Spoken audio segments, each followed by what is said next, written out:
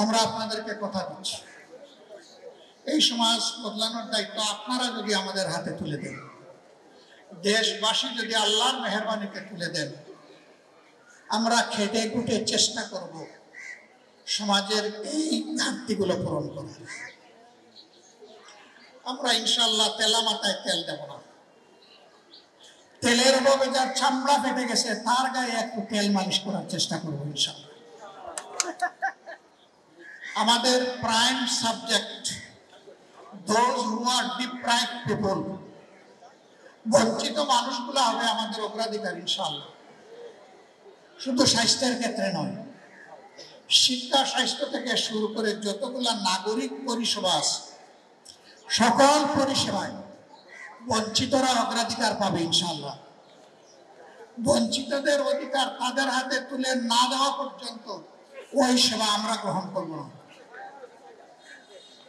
আমার 7 মিনিটের বক্তব্যে বলেছিলাম দুর্নীতিমুক্ত বাংলাদেশ গড়তে চাই।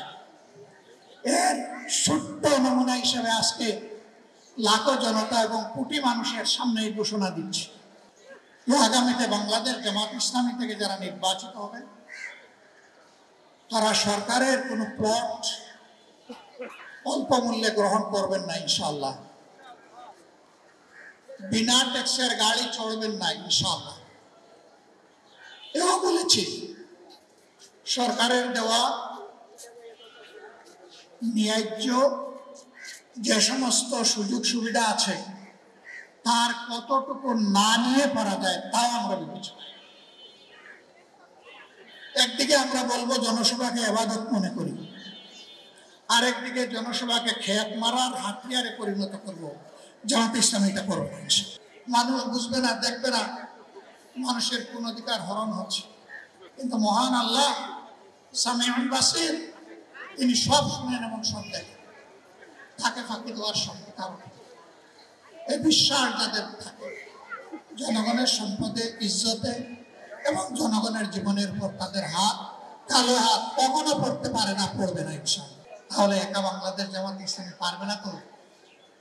প্রত্যেকটি ঘর থেকে, বাড়ি থেকে, সকল পেশা থেকে, শ্রেণী থেকে সবাইকে এগিয়ে আসতে হবে।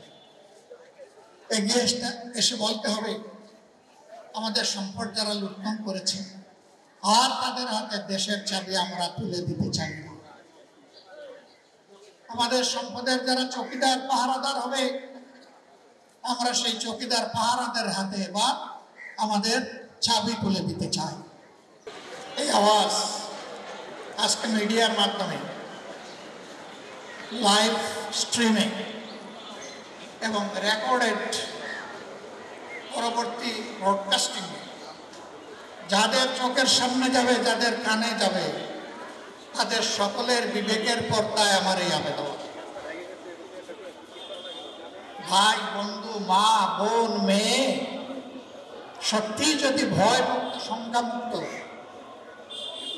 একটি মায়াবী মানবিক বাংলাদেশ চান, এই দেশে প্রত্যেকটা মানুষ মানুষকে সম্মান করবে এবং ভালোবাসবে, আর জীবন দিয়ে নিজের দেশের স্বাধীনতা এবং সার্বভৌমত্ব রক্ষা করবে, এমন একটি দেশ যদি চান, তাহলে সকলের প্রতি আমার এই কথাগুলা বিবেচনা করার আবেদন।